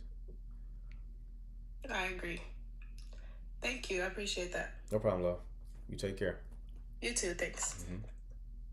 All right, I got my guys up here. Mr. O'Neal, close enough. What's going on, Mr. O'Neal? What's happening? Other than my hangover is gone, I was a little drunk last night, so that's why my voice was a little all over the place last night. Yeah, but, you were kind of lit last night, man. Oh yeah. My office had a staff party, and then I had to go to a meeting. So yeah, it was a good Tuesday night. But yeah. Anyway, so I got two things. I got a question and an update. So question: give me an example of push-pull method. A push-pull method? Like what's the context? Like you were doing push-pull? No, like the other person is. It's basically when they like just it could be them showing you a lot of attention and then taking their attention away from a while. Right? It could be them being distant. Okay, so to give you a good example, I'm guessing like, so if I talk to her during the day, which is like work hours, that's fine. But if she's not talking to me at night, whether it's sleep because of a hard day or whatever, like, but that's perfectly fine. you're already making the mistake that you've been making since you come on these lives. Yeah, but this is the thing, like, so the update, we met today. She randomly told me, hey, I want to meet you. We met, we had a conversation for about 30, 45 minutes. She got my banter, made her laugh a lot. We talked about a lot of different topics as well too in that span, but even being next to her, like, I could feel her energy and everything, and her emotion is really good too, which is good because a lot of the girls here, I can't notice it sometimes. And she's also divorced, also no kids, and I'm like, check, and she even said the same thing for me too. But I'm just like, so then after, I haven't really heard from her since. But then last night, she did it, and she said that she was sleeping. So I said, okay, last night was the first day of talking and everything. I said, okay, that could be the one timer. But today, I'm kind of like, I don't know. And she's 30 years old. So so you met up with her yesterday. No, we met today. Like, this was this afternoon. You met today. And what's the problem? She hasn't been texting you tonight? Yeah. Hello? Mr. O'Neal. Come on, brother. Come on, brother. But the thing Why are you... A lot of the island girls are doing this, and I don't understand that. And then there's some that will text most of the time. Okay, we talked about this before, though, right? Remember I think the first conversation we had. You move a bit too fast. You're a bit too intense. Why do you want to talk? Hold on. Fast too. Hold on. Why are you talking to these women all day long when you first meet them? No, but I don't be talking to them like all day long. Like maybe like every hour or every other hour. Like when they text me, they be texting me first after talking to. She texted me at 6:45 this morning. I got you. I understand that, but you had that exact same response the first time I brought this up to you. You said, "I don't text them all day long. I just text them every hour or so." That's all day long, bro. That's what all day long is. That's what all day long is. Do you think I'm texting women all day long when I'm dating? No. I'll check in probably, once a day. And talk to you again tomorrow, right? And I'll set the date. You know what I mean? You're every hour. What are we talking about? You're burning through the connection. And now it's like, you're like, well, we've already established we talk every hour.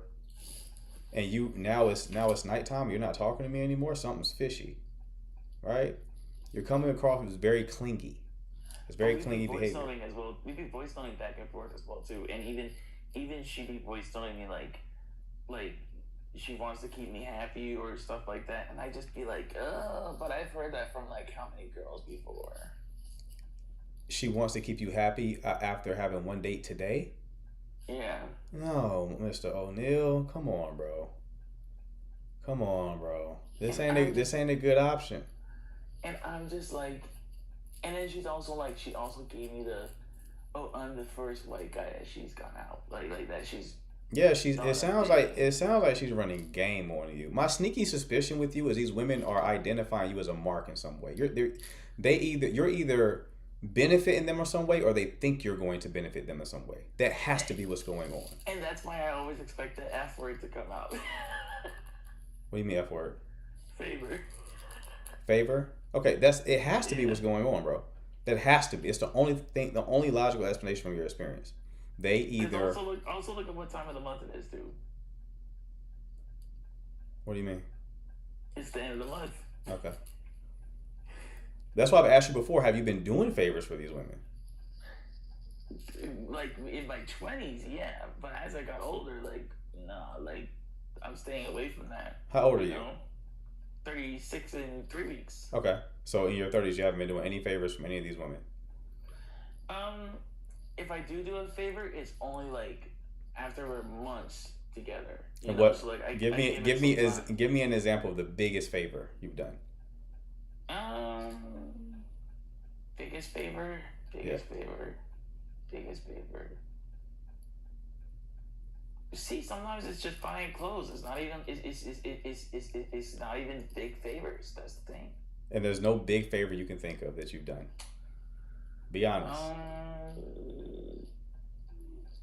Be honest. Not at all. It's been light, you know. Like I said, because there's not a lot of what's the word? There's not a lot of ways that they can kind of be like, hey, I get this off him, and it's like if as soon as I hear if they happen to say, hey, I need this, but then even in the first week or two, hair, weave, I've been asked for weave and nails before, and as soon as I hear that, I say hell no. I say hell no. Okay. You know. Okay, that's good. So I know my boundaries in there, but it's just like I don't know why I keep on running into this pattern of, oh, I'm gonna keep you happy. Yeah, anybody can say that. Yeah. So then it goes to then they think they're getting something from you. Or they're at least plotting it, because I mean, even when my local friends, I tell her all the time, I'm like, you know, and she even told me, she was like, you're a target for the local girls. You know, it's like I have it on my back or something. I don't know. And I have a pretty broad back, so... you know, it's like, what can they ask me today? Are there many white men there on the island? Not really. So you're exotic there. Yeah. Okay. And especially with my height and all, and being so noticeable. Yeah, height ain't got nothing to do with it. You're a white man in Turks and Caicos. They're identifying you as someone they can possibly come up off of. That's what's happening here, bro. Yep. That's what's happening. Yep. So. And some of them know that I'm even born here and stuff too, and it's just like, come on now, like I was born here, I know what's going on here. It's not like as if I just visited. Yeah, but they don't know that. They just see you as a white man. They're like, okay, I could probably get up off him real quick. That's why she's coming on so strong, and she's definitely probably dealing with other people, which is why she's not messaging you at night. Probably has a full boyfriend, like the other girl you were dating. And that's what I'm kind of thinking as well too, because it's like, when you're single and you got no kids, you got so much time there. Ain't no way Justa Rose is pleasing her. Mm-hmm. You know? And honestly, she is fine. She is fine. I mean, when I was with her, I'm pretty sure I was fighting there a little bit. I got you. But it's just man, you know, I mean, the good thing is, when we did set the date for Saturday, we moved it to Saturday, by the way. When we set it, and when she did say that, oh, she wants to change her hair and get all nice and everything, at least she didn't ask me for any money or anything for that. Mm-hmm. You know, but I am kind of anticipating it, because if I hear one, oh, it's coming. It's coming. Best believe this is definitely a pay for play situation. So it's coming. If I hear it, I'm blocking her right away. Okay. But that's I know what to do in these situations. Got you.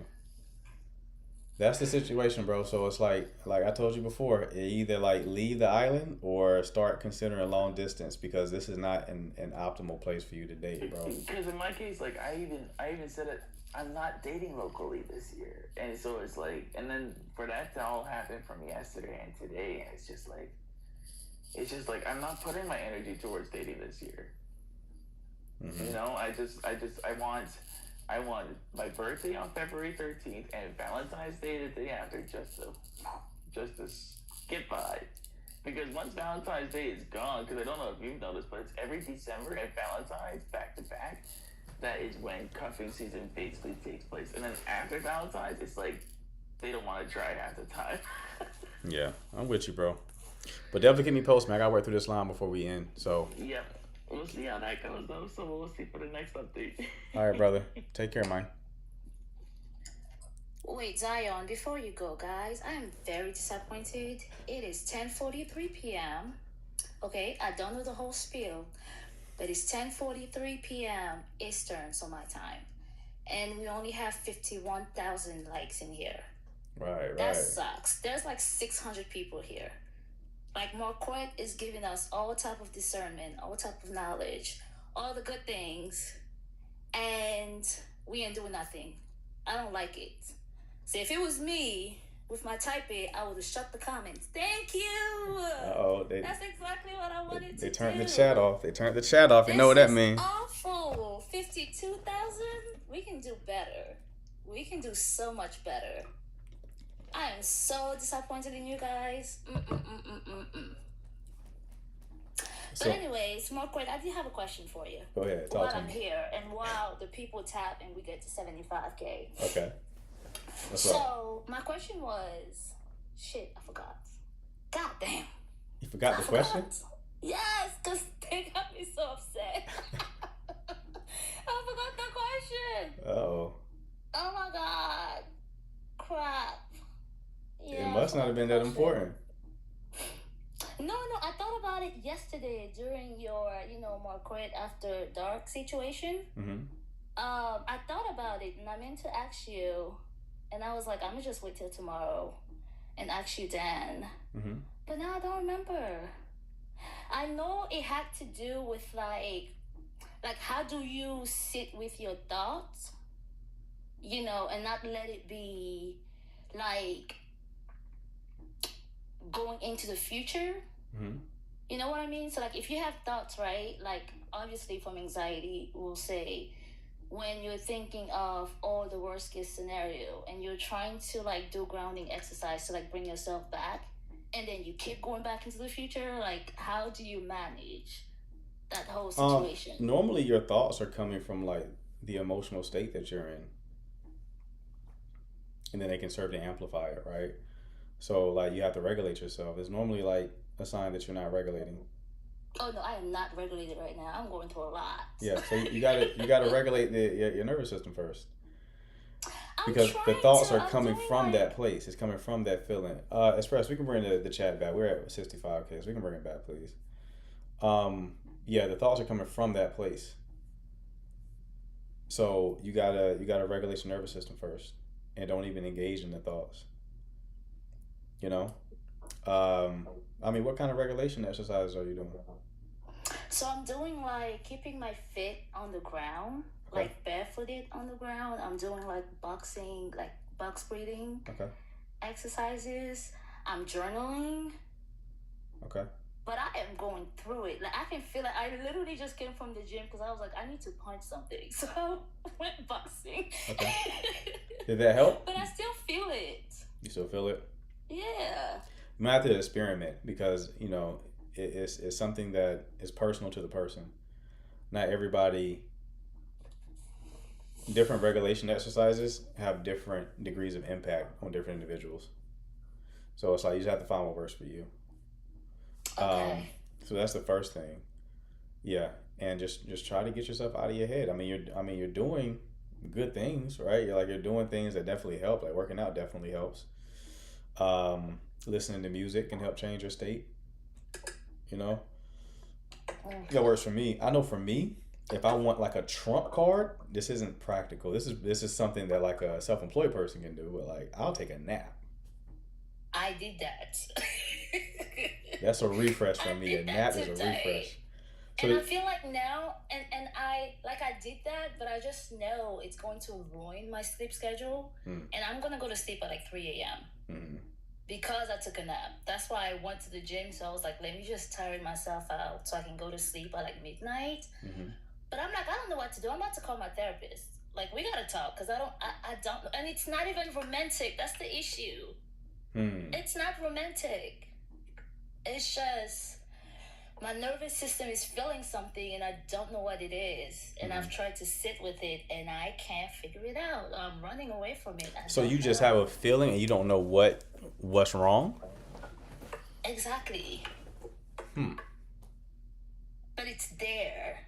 What triggered it, do you know? I don't put all my business out here. Okay, but you have an idea what triggered it? Okay, so but the thing that I think triggered it is not a bad thing. So I'm buying. Hey, shut up with the next caller. I will talk if I feel like it, okay? And I'm about to block you just because you're trying to be cute. 1 second. 1 second, sir. Blocked. Okay, so next to it. No, it's not African. No, like I'm buying a house, right? So like I'm in the middle of doing that. Uh-huh. And I don't know if it's like the stress of like going through that process that's causing it. Okay. That's the only big thing that has happened. But it's like I don't know how to like get out of it. And I'm like, I should know better. Like I'm doing the work. Yeah. Anyways, That's interesting. I'm gonna go. There's other things you can try too, like cold exposure is another one. Especially if you're really freaking out. Like dumping your face in like ice water and stuff like that helps. Taking a cold shower can help. Olive says pray. Praying can help, right? Wow. That's another one. I don't know why I never considered prayer like a regulation exercise, but thank you, Olive. Yeah, that's something I do as well. Like if I'm really like that, then I'll go, right? Venting about the situation tends to not help. I know. So talking about it tends to not help, right? So yeah, you just gotta try different things. But I mean, it'll pass. It might just be you might just have to be a little off today, but it can't stay that way, right? And That's I'm my sure. fear because I can let it stay that way when I get there. So I'm trying to get out of it before it becomes a thing. I think that's part of what's causing the issue is you're trying to get rid of it, Yeah. and in the process of trying to get rid of it, you're amplifying it. So paradoxically, accepting it makes it easier for you to move past it. Okay. Okay. Yeah, I wasn't trying to put my stuff out here, but Heaven, you're blocked too. But yeah, I'm leaving. Thank you. All right. But please keep tapping, y'all. Please keep tapping. Let's get him to 100K at the minimum. Please. Let's do it. Appreciate you, Eva. Yep. All right. What we got next? Hello. Hello? How you doing? I'm good. How are you doing? Good. What can I do for you? So I just had a quick question. I just wanted to hear your thoughts on like navigating through dating.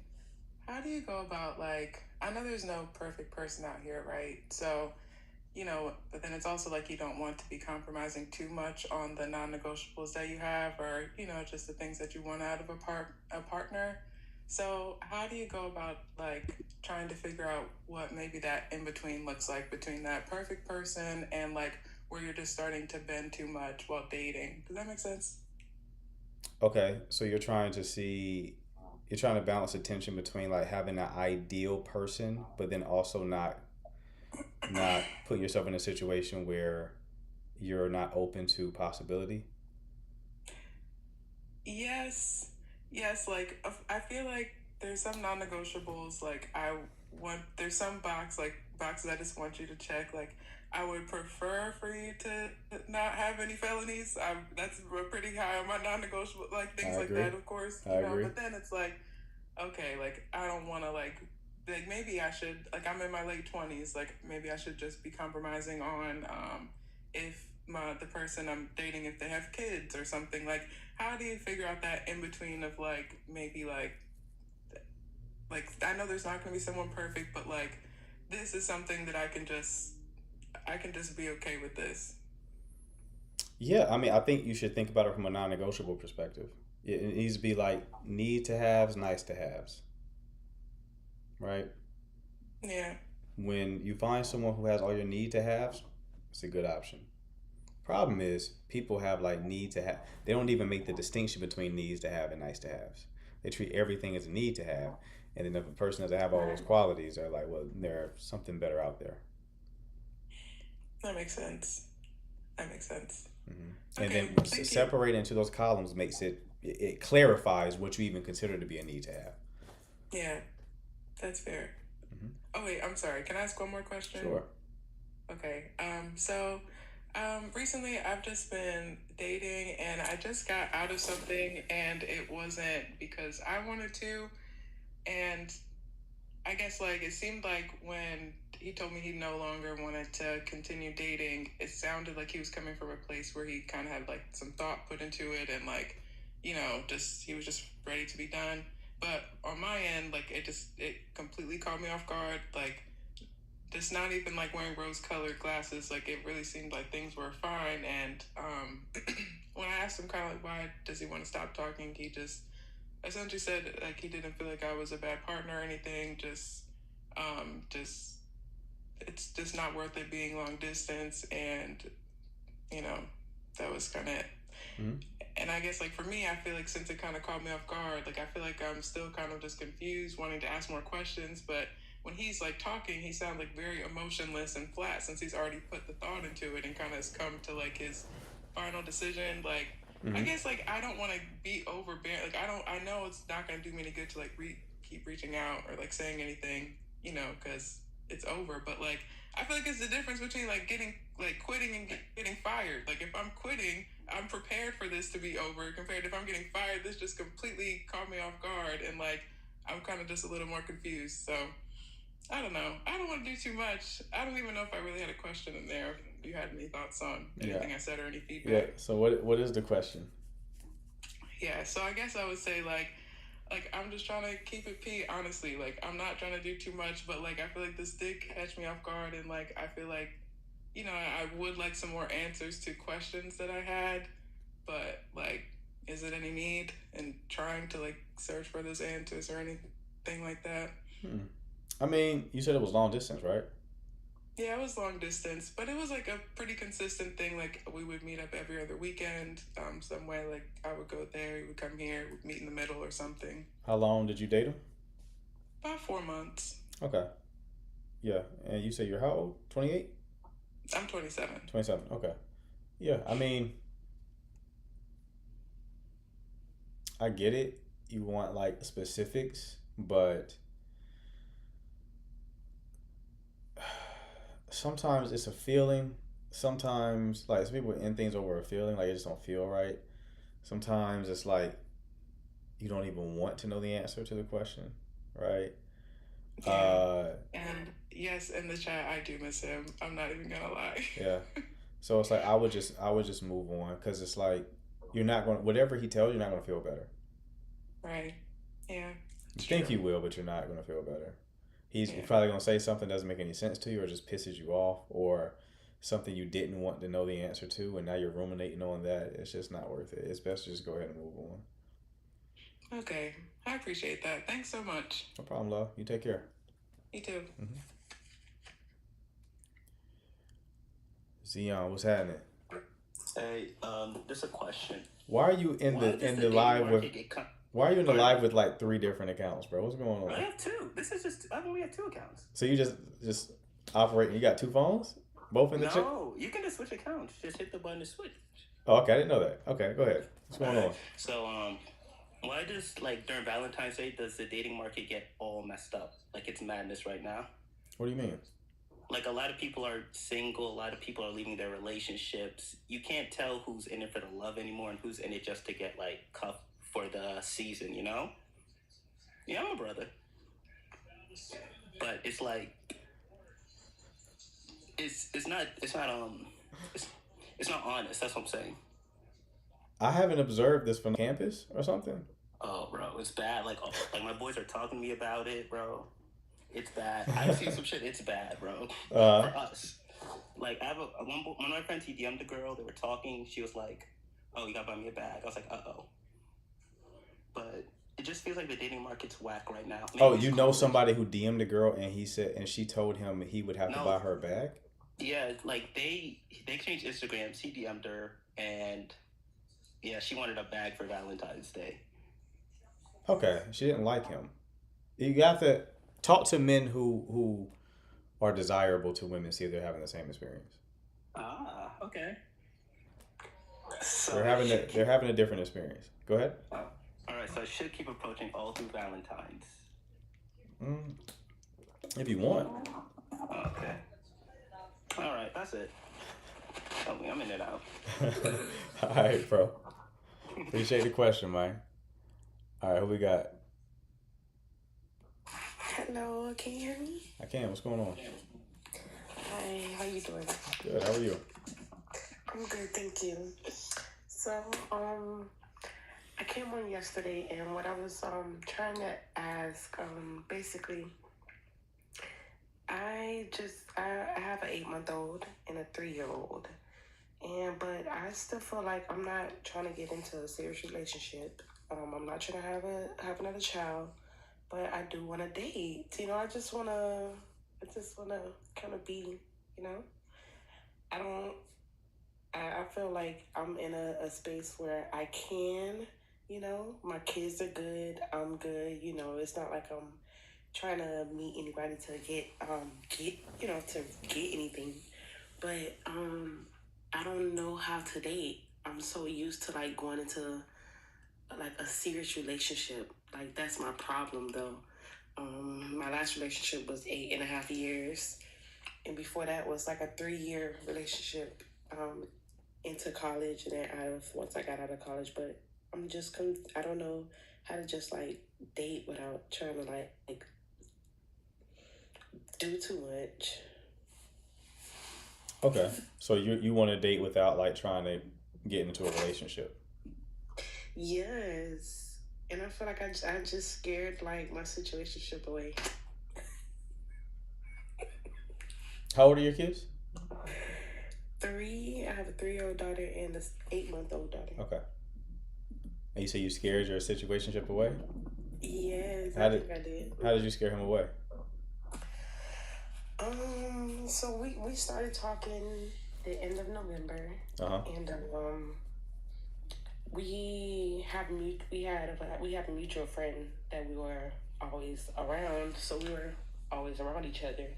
But so when we were talking, I didn't need like a text every day, you know? I didn't need that, but something happened to where, you know, we can't be around each other like how we normally would.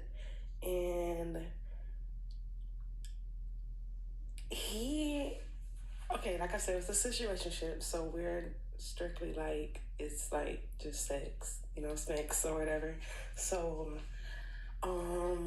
he would tell me like, oh, you're dangerous, you know, like I guess he don't want to get into anything serious, so you don't, you know, want to have a child and stuff like that. So I'm like, but we're taking precaution. But he basically came and was just like text me like, are you pregnant? Are you pregnant? It was just like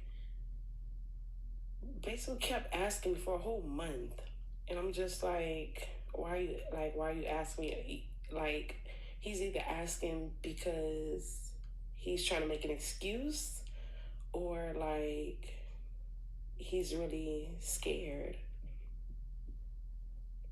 And like he just like kind of slowly, you know, stopped texting, you know. He slowly stopped texting? Yes, after asking you, were you pregnant for a month?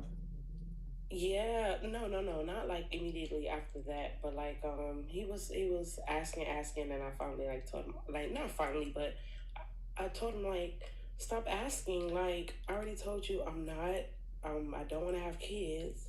And like that night he came over and we had sex, and after that it was like a text in the morning, we text like the next day a little bit, text another day, and that was it. And I'm still confused because he came with protection and still didn't use it, so he just ended up getting a Plan B after. Okay. So y'all were using Plan Bs. Yeah. I mean, that makes more sense why he was concerned, right? Yes, but I asked him, why continue to have sex with me if you're gonna think that I'm not taking it? Oh, he didn't watch you take it? No. Oh, that's rookie move. I would have had them things in the pancakes. Breakfast is ready. No, he would just send me the money and. Oh, what happened? Yeah. Okay.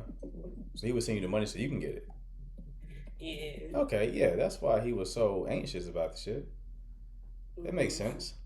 Okay. Now he's associating you with all that anxiety, so he had to get out of there. Probably. And he has a childhood trauma. You know why I will understand why he is afraid of having kids.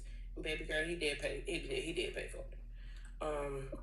Yeah, he has a childhood trauma, so I understand why he's not ready to have kids. Sure. You know. Now moving kind of reckless out here, right? Yeah. So let's try not to move reckless anymore.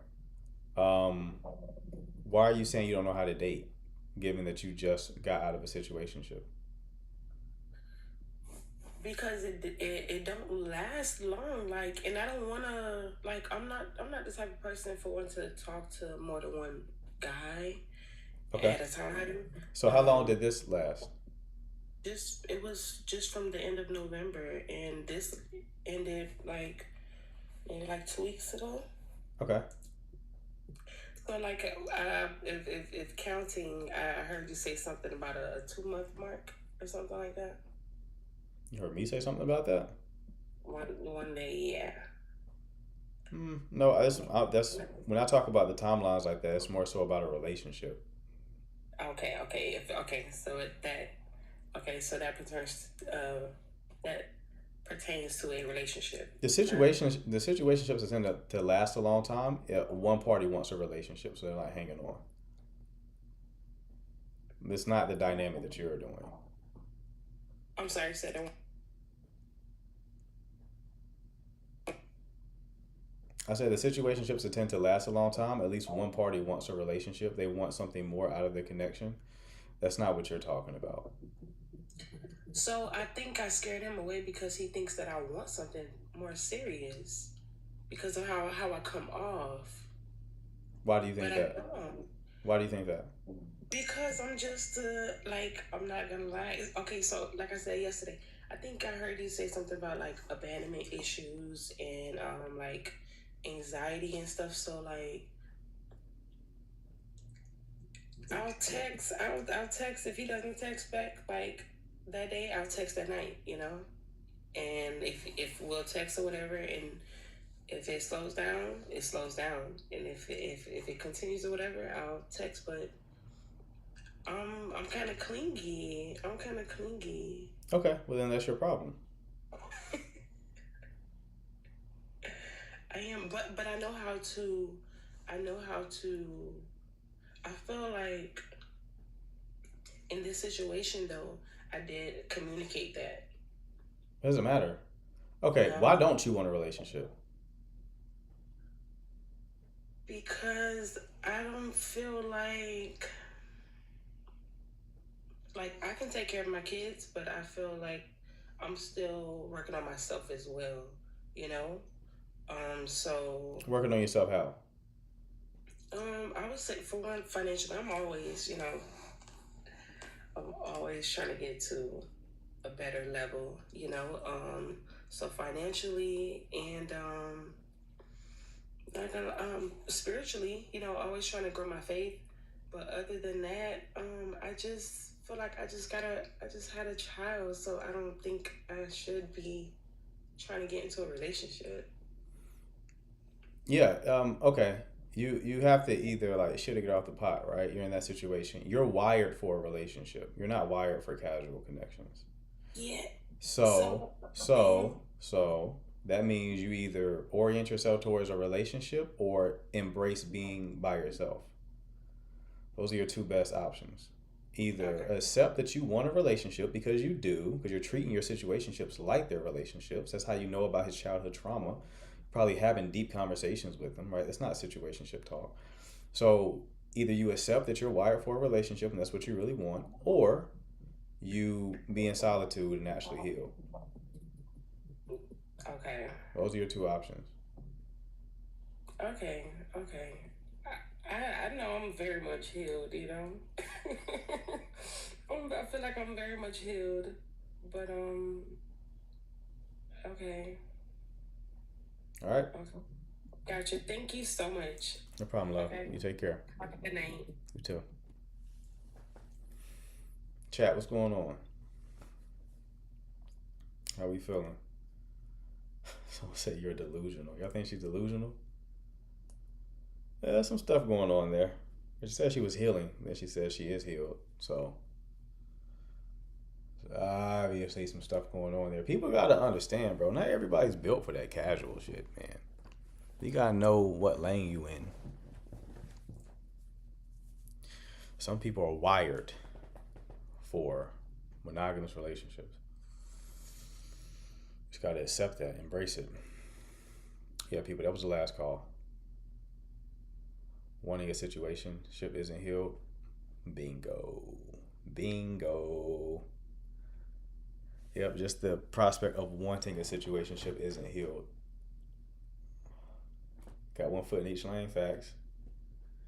Facts. Your long distance boyfriend doesn't send you anything for your B-Day. Do you leave? Been together for a year. Did he tell you happy birthday? I need to establish if he forgot completely or he was aware and just decided not to do it. She's too busy worrying about a man and not her children. I hear you. I hear you. A video call, he was aware and didn't do it. Okay, did you bring it up to him?